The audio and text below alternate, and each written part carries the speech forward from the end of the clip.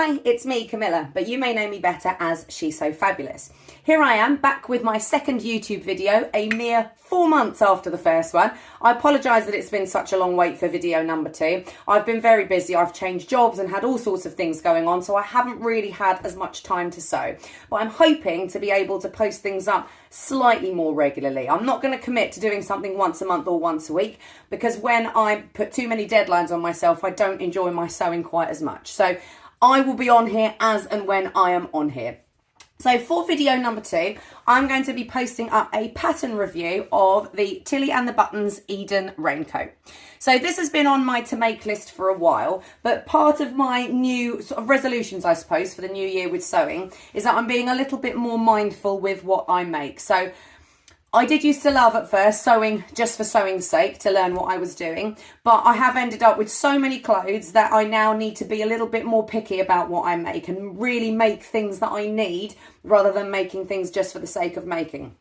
And a warm raincoat is genuinely a gap in my wardrobe. I do have a raincoat, but it's very thin, so it's great to shove in my bag if I need something, but it doesn't really keep me very warm. So this project is going to be a nice warm raincoat. So the fabrics I have chosen for this, my first one is this red soft shell. So you can't see too well on the video, but it's waterproof on this side, and on the other side it's got a lovely fleecy lining. So that'll be really, really nice and cozy. And this one was from Minerva.com, which I got as part of my brand ambassador role. So I'm sent the fabric for free, and in return I have to post up an honest review of what I make. And for the lining of my coat, I've gone for this, I think you'll agree, quite delightful fabric that I got from Pound Fabrics, which is a dark green, sort of like a tealy green, and it features a repeating pattern of otters swimming in water, which I thought was quite nice for a raincoat because, you know, water, otters in the water, that kind of thing. And also, who doesn't like red and green together? So, my first impressions of this pattern, I've cut out all my pieces. And let me tell you, that is not a task for the faint-hearted, as there are quite a lot of pieces. There's pockets, there's sort of lids for the pockets, there's storm flaps, there's lining, there's hemming, there's all sorts of things. So it took me quite a long time, and I actually did it over 2 sessions because I hate cutting out pattern pieces. And that was quite an exhausting process. And so I've cut everything out, and I'm going to get going on my pattern.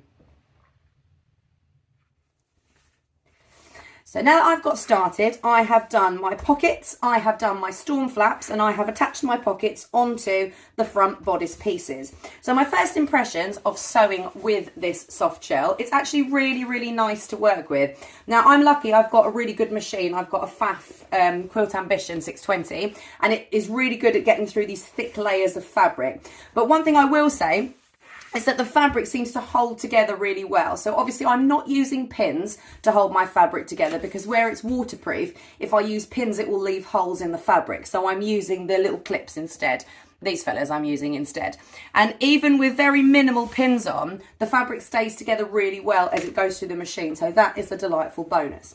I am also keeping it real with my make, and I have used this label from Sew Anonymous, which says a bit wonky, because I'm being realistic about this, and I feel like it may well be a little bit wonky. However, it will still be perfectly wearable. I'll let you in on a little secret. Most of the things I make are in fact a bit wonky. However, no one seems to notice until I point that out to them. So, you know, let's embrace the flaws in our makes. Let's not strive for perfection. Let's just strive for being good enough. That is okay with me. So now that I've got started on my pattern, I'm going to go on to the next stage, and I will report back with more feedback soon. Bye. Okay, so I have sewn the outer pieces together, and I think you'll agree it is already starting to look like a raincoat, which is very, very exciting, because, you know, sometimes I sew things together and everything's horribly misaligned and they don't look like they're supposed to look. But this is good so far. So everything's come together really nicely. Even though it's a harder pattern, as always, the instructions in the manual are really, really easy to follow. So they make it all quite straightforward. So some features that I really like these storm flaps on the front, and there's one on the back as well. It gives it quite an interesting look, which I quite like. I've got my 2 pockets here. You will notice that the pocket flaps, sorry, are sticking up in the air, but when they've got poppers in place and they're pinned down, then they will be flat and look quite nice. So I'm very pleased with how this is looking so far, but it is still all to play for, because the next step is the lining and the hem facings and all the complicated bits that can make everything go a little bit pear-shaped. So I'm going to keep my fingers crossed that the next steps will be successful, and hopefully I will be back soon with more good news. Here we go. And we have a lining. Very exciting. So now to put the outside and the inside together.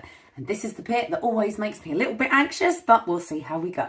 Again, cross those fingers for me, and hopefully I will be back soon. I'm going to start this section of the video with an apology, because I totally made it sound in the last section that I was nearly finished. I thought, foolishly, that I had my lining and I had my outer bit sewn together and all I had to do was put them together. Well, technically, yes, all I had to do was put them together, but there was quite a lot more involved than just sewing one thing to the other. So there's lots of facings, there's putting on a zip, there's putting on poppers, there's attaching the hood, and that bit on its own took me absolutely ages to figure out, and I'm still not 100% sure I've done it correctly, but it looks good, so I will take that as a win. So now you will see that my coat is finished, and it's not perfect, but it is perfectly wearable. And as I said when I started, I already preempted that it would be a bit wonky, so no one can call me out on it because I have effectively called myself out on it first. So I am very happy with this raincoat, and I will definitely be wearing it in the rainy weather. So here are some of my top tips for working with this fabric and sewing this pattern. Number one, if you decide to use soft shell like I did, it's lovely and it's really, really warm, but it is a thick fabric, and there are some points where you're sewing through quite a few layers, and even my machine, which is a pretty good machine, struggled a little bit. So I highly recommend that if you are using soft shell to make this coat, that you have a machine that can deal with all the layers. My second tip is to make sure that you are 100% certain about what you're doing before you sew.